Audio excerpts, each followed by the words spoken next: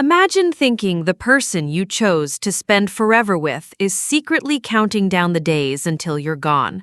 Not because they'll miss you, but because your death means money in their pocket. My name is Martha Keller. I'm 56 years old, a retired school librarian from Asheville, North Carolina. I used to spend my days shelving books and recommending murder mysteries to shy teenagers who thought no one saw them. Now I sit on my porch in the early morning, watching the fog roll off the Blue Ridge, wondering how I survived what was supposed to be the end. Because 8 months ago, my husband tried to kill me. Before I take you to that cabin in the woods, before the lies, the needles, the whispering phone calls he thought I didn't hear, you need to understand who I was and how I disappeared slowly without anyone noticing. But first, if you've ever been betrayed by someone who swore they loved you, do me a favor. Hit that like button and subscribe. You're not alone, and stories like mine, they need to be heard. I met Walter when I was 28. I'd just moved back to Asheville after my mother passed. He was charming in a quiet way, said all the right things, held doors open, remembered my cat's name after one date. He was 5 years older, a contractor with a deep voice and kind eyes. Everyone said we made sense, and for the most part we did.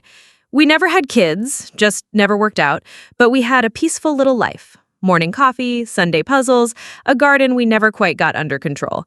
But peace can be deceptive. Sometimes silence isn't comfort.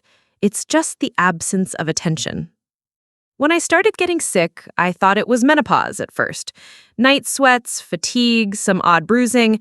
I told my doctor. She ran tests. Then she ran more. When she sat me down, her eyes told me before her mouth did. Advanced leukemia. It felt like the floor dropped out from under me. I couldn't speak. I just stared at her as the words tumbled out. Treatment options, prognosis, timelines. Finally, she paused and said, "You have some time, Martha, but it's time you should spend how you want, with who you love." Walter drove me home that day, said all the right things again, held my hand, promised we'd fight this. But looking back, his eyes weren't glassy. His grip wasn't tight. He looked calm, almost relieved. The treatments were brutal. I lost weight fast, my gums bled, my hair started thinning in patches, but I held on. I kept trying. Until one night, I collapsed in the bathroom and woke up to Walter standing over me with the phone in his hand. "Enough," he said softly, brushing my hair back. "You shouldn't suffer like this anymore. Let's go home." But we were home. He meant somewhere else.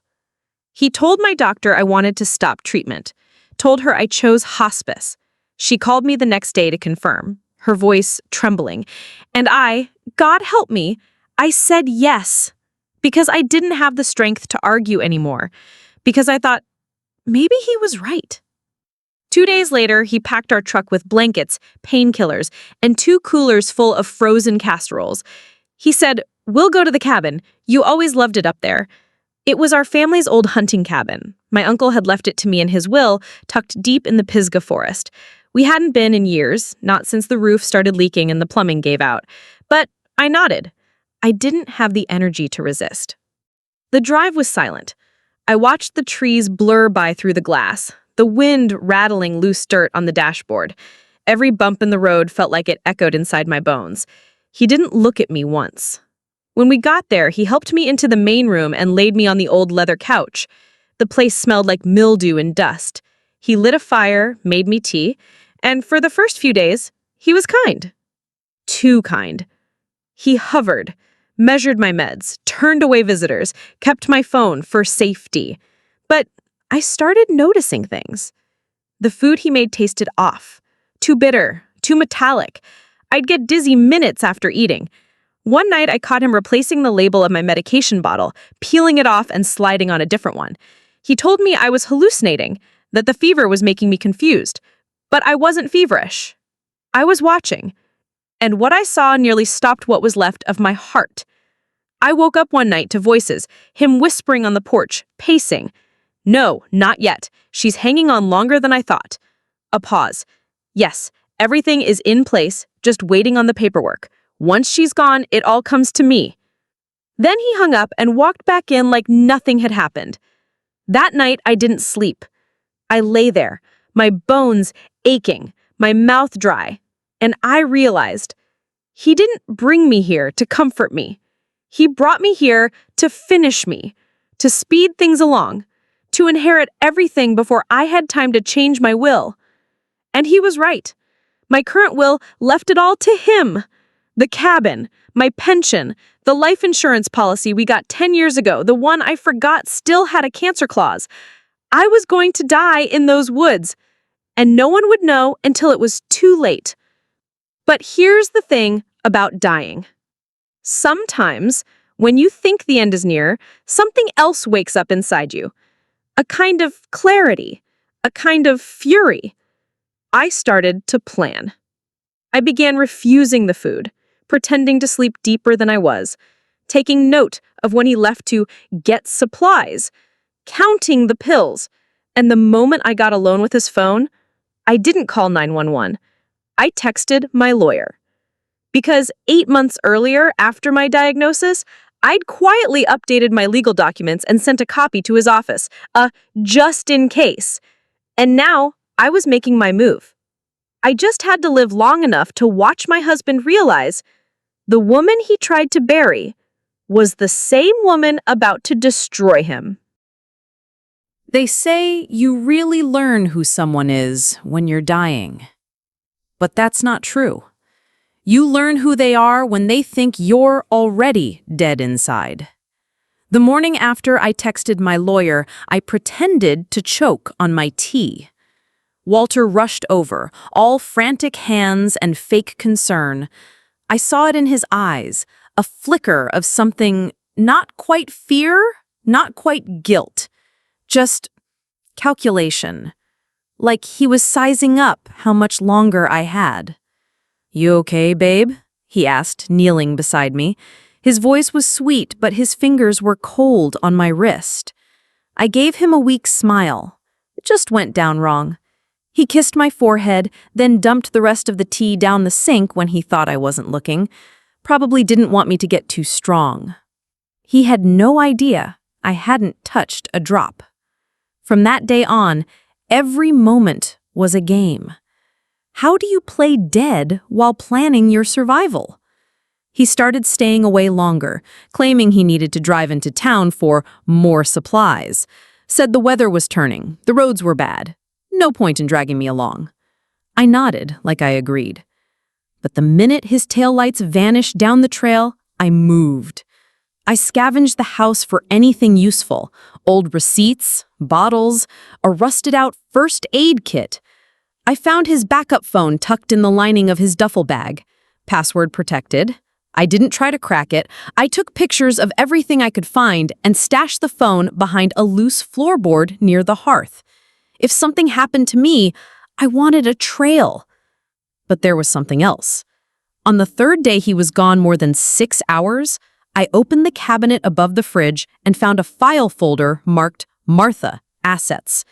It was full of photocopies of my financials, my bank accounts, retirement plan, even the life insurance policy with yellow highlighter on the words Accelerated Death Benefit. There were notes scribbled in the margins in his handwriting. Call Dan, re-house transfer. Cabin value after sale? Will updated? I felt my throat tighten. He wasn't just hoping I'd die. He was planning his new life after I did. He was trying to erase me. That night, I didn't sleep. Not out of fear, but out of rage. This man I made soup for when he was sick, who I massaged after his knee surgery, who I sat beside for 28 Thanksgivings in a row, he was already flipping the page. The next morning, I did something risky. I asked him to bring me a fresh blanket and some orange juice from the store. "Oh, now you want something. Starting to perk up on me?" I gave him my best dying woman face. "Just want to be warm." He kissed my temple and said, "I'll make it quick." He always said that. But this time I watched him more carefully. I noticed how he never quite looked me in the eye anymore when he left. Like maybe some small part of him was afraid I would make it, and he'd have to answer for what he'd done. When the door shut and I was sure he was gone, I used all the strength I had to drag myself to the back room, his little office area. The laptop was there, password locked of course, but his sticky notes weren't. One of them had his childhood dog's name and a string of numbers next to it. I tried them together, and God help me, it worked. Emails. So many emails. To someone named Dan J. She's fading fast. Couple more days, max. Got the hospice doc to sign off. No autopsy flagged. Once I sell the cabin, I'll wire you your cut. My blood ran cold. Dan wasn't a lawyer or a friend. He was a partner. Walter wasn't just a greedy husband. He was coordinating my disappearance like a business deal. But the worst email? One sent to a funeral home 3 towns over, time-stamped 3 days ago. Subject, pre-arrangements for Martha Keller. Simple cremation, no viewing, no family present, billing to follow. I sat back in the creaky office chair and let the horror wash over me. He planned to burn me without telling anyone, without even letting my sister know. Just gone. Ashes and a signature. My hands were shaking, but I managed to forward the emails to my lawyer. I added a voice memo, short and clear. This is Martha Keller. If you get this, I'm alive for now. Walter is trying to kill me. I didn't expect a reply right away, not that deep in the forest, but just knowing I'd sent it felt like oxygen. Then, right as I was shutting down the laptop, I heard tires crunching on gravel. He was back, and I wasn't where I was supposed to be. I crawled back to the couch so fast I ripped open the skin on my elbow on the hearthstone. Blood soaked through the sleeve of my sweatshirt. I lay down and slowed my breathing, wincing as the couch creaked beneath me. The door opened. "Hey, honey," he called, footsteps heavy with mud. "Got your blanket?" I didn't answer. He walked in, looked at me for a long beat, then sighed. "You've been busy," he muttered. For a second, I thought he meant the laptop. But then he held up the corner of my sweatshirt, where the blood had seeped through. He said, "Looks like you're falling apart on me." Then, with the coldest smile I've ever seen, he added, "Better hurry up, huh?" I wanted to scream, but I didn't. I played weak, I mumbled. I let him bandage my elbow like the caring husband he pretended to be. That night, I didn't sleep, not because I couldn't, but because I was waiting. If he checked the computer, if he saw the emails were forwarded, if he found the phone I hid, he'd know. But morning came, and nothing changed. Either he didn't check, or he was still too sure of himself. He made breakfast, eggs and toast, pretending to be normal. I let the plate sit on the nightstand while he stepped outside to call Dan. I could hear the words through the window. Couple more days, no rush now. I knew then the window was closing. I had to get out. But my body wasn't ready.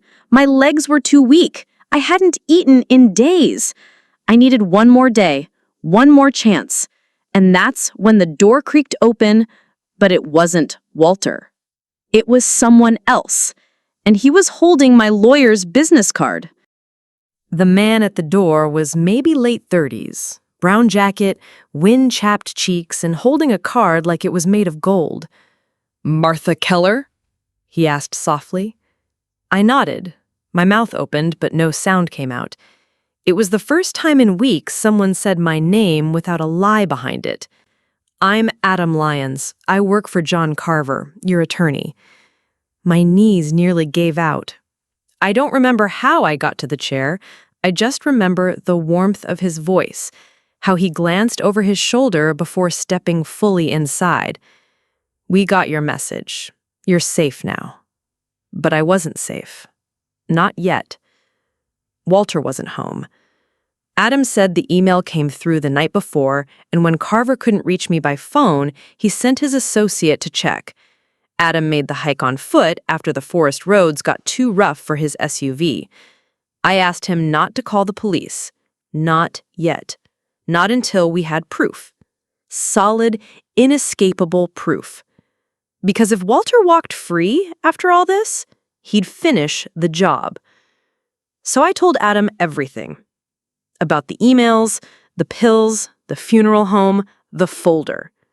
He listened like it mattered, not just legally, but humanly. Like I wasn't some dying woman anymore, like I was someone worth hearing. "Do you have your phone?" he asked. "No," I said. "He keeps it. Says I'm too weak to talk to people." Adam's eyes darkened. We set a plan in motion. He left before Walter returned, but not before hiding a small voice recorder under the couch cushion. He promised the cavalry would come, but only after we had one more thing. Walter admitting it himself. It didn't take long. That night, Walter came home smelling of diesel and cigar smoke. He tossed his coat on the chair and looked me over like I was livestock. "You're quieter than usual," he said. I didn't answer. "You stop eating again?" I shrugged. He sat beside me, close, too close. "You know, it's okay," he whispered, brushing my hair from my cheek, "to let go." I turned my face away and he sighed. "You've been brave, Martha. Strong. But it's time." He stood, reached into the drawer, and pulled out one of my syringes, something the hospice doctor left when we thought we'd be doing pain management at home. The one labeled morphine.